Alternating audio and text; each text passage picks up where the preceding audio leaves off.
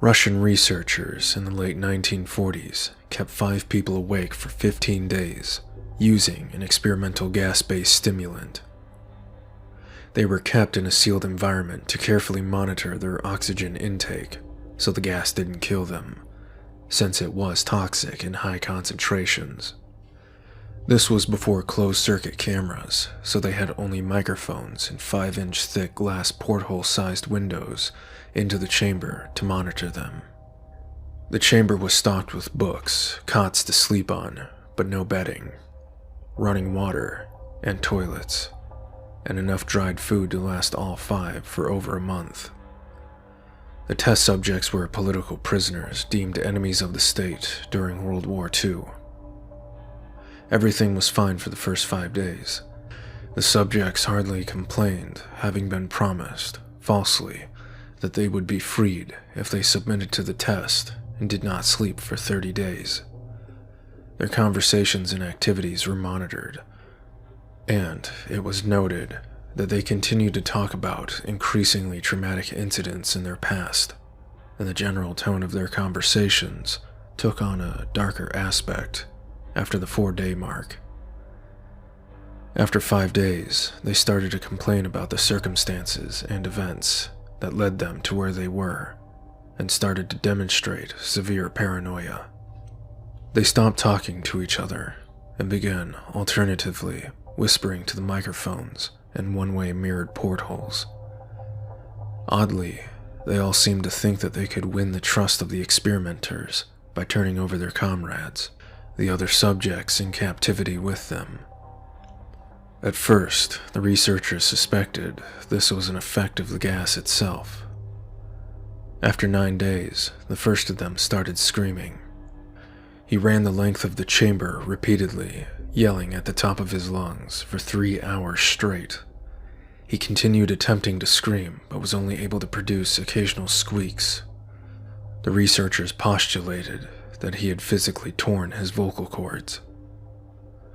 The most surprising thing about this behavior is how the other captives reacted to it, or rather, didn't react to it.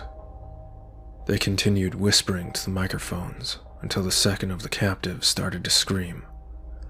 The 2 non-screaming captives took the books apart, smeared page after page with their own feces, and pasted them calmly over the glass portholes.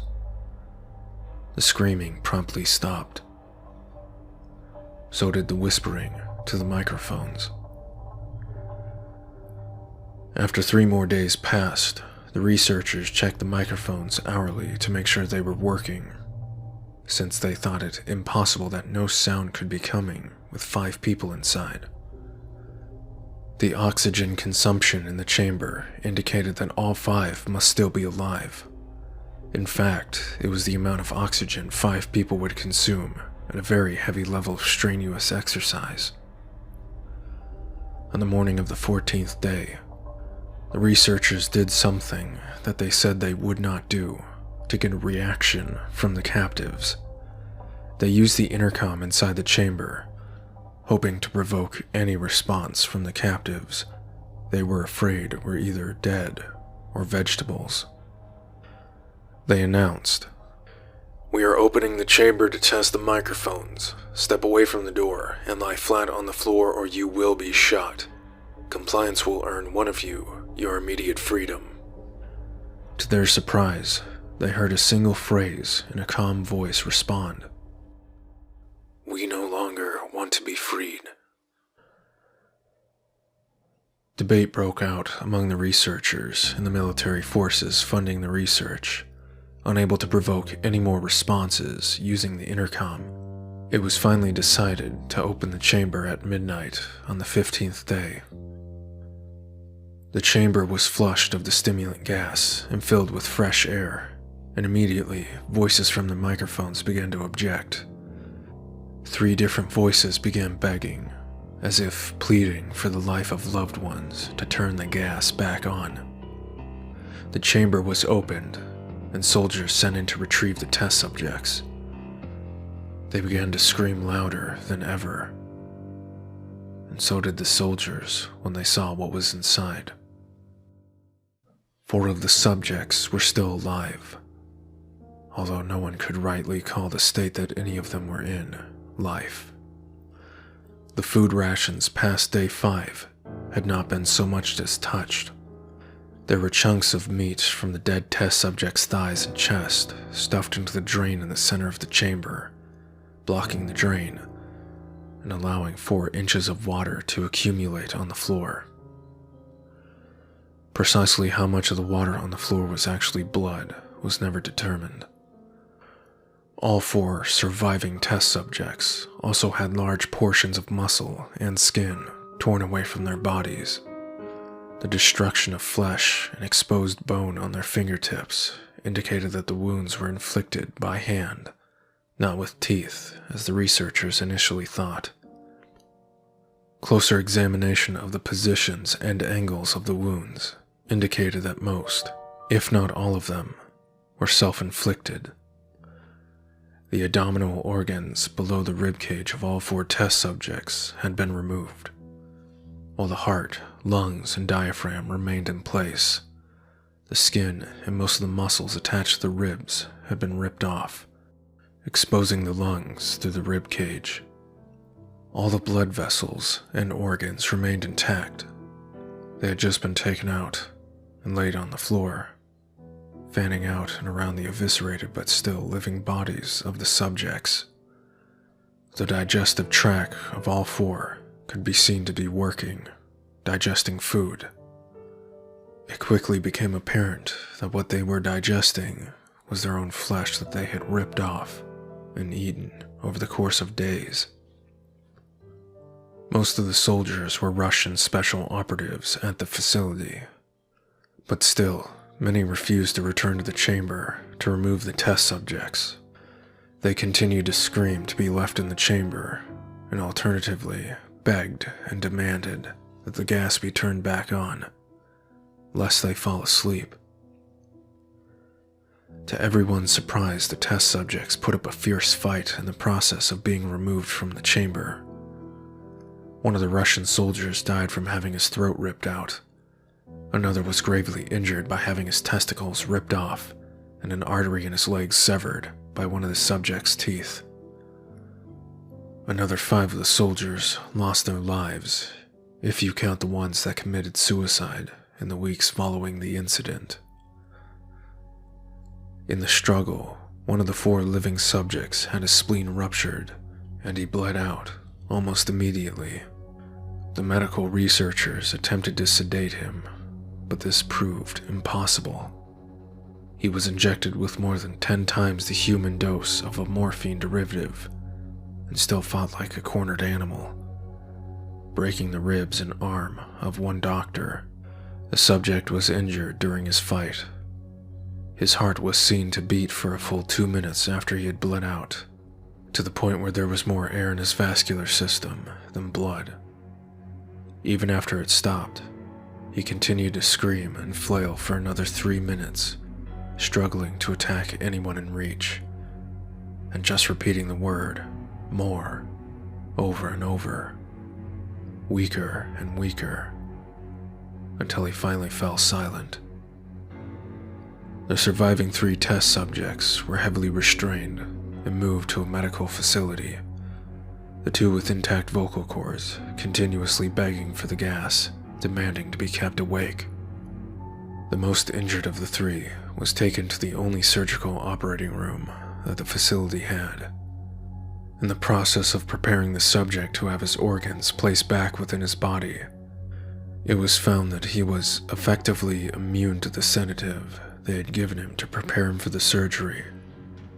He fought furiously against his restraints when the anesthetic gas was brought out to put him under.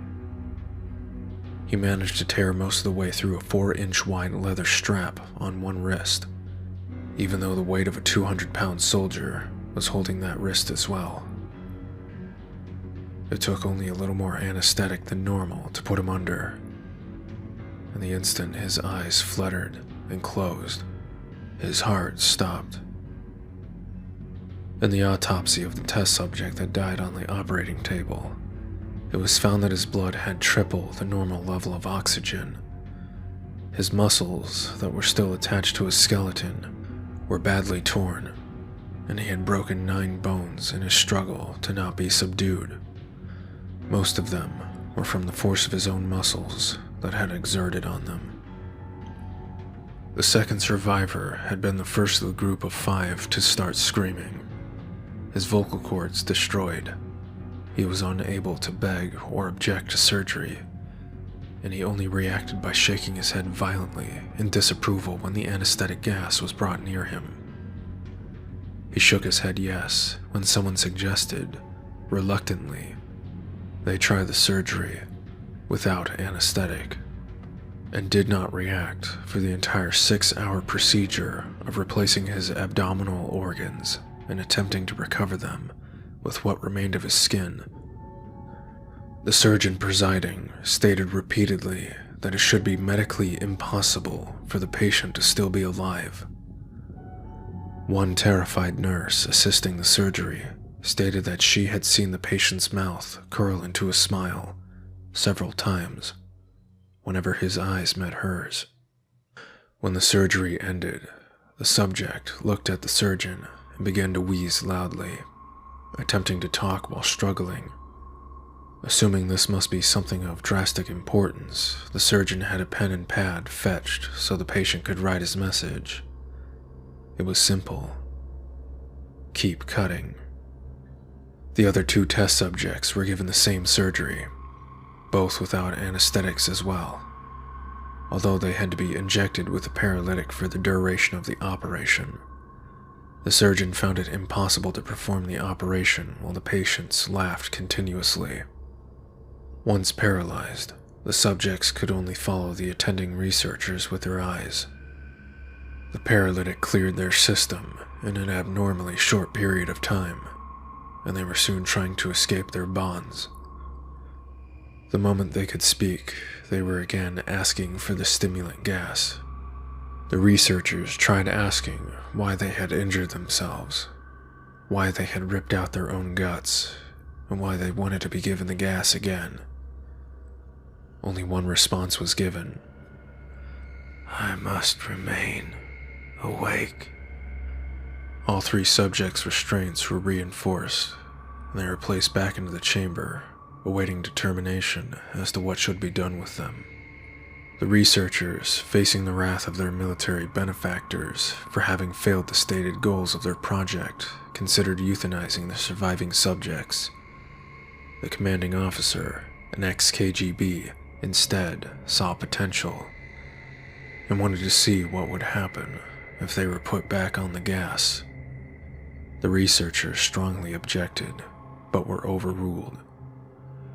In preparation for being sealed in the chamber again, the subjects were connected to an EEG monitor and had their restraints padded for long-term confinement. To everyone's surprise, all 3 subjects stopped struggling the moment it was let slip that they were going back on the gas. It was obvious at this point that all 3 were putting up a great struggle to stay awake. One of the subjects that could speak was humming loudly and continuously. The mute subject was straining his legs against the leather bonds with all his might. First left, then right, then left again, for something to focus on. The remaining subject was holding his head off his pillow and blinking rapidly. Having been the first to be wired for EEG, most of the researchers were monitoring his brainwaves in surprise. They were normal most of the time, but sometimes flatlined inexplicably. It looked as if he were repeatedly suffering brain death before returning to normal. As they focused on papers scrolling out of the brainwave monitor, only one nurse saw his eyes slip shut at the moment his head hit the pillow. His brainwaves immediately changed to that of deep sleep, then flatlined for the last time as his heart simultaneously stopped. The only remaining subject that could speak started to scream to be sealed in now. His brainwaves showed the same flatlines as one who had just died from falling asleep. The commander gave the order to seal the chamber with both subjects inside. as well as 3 researchers.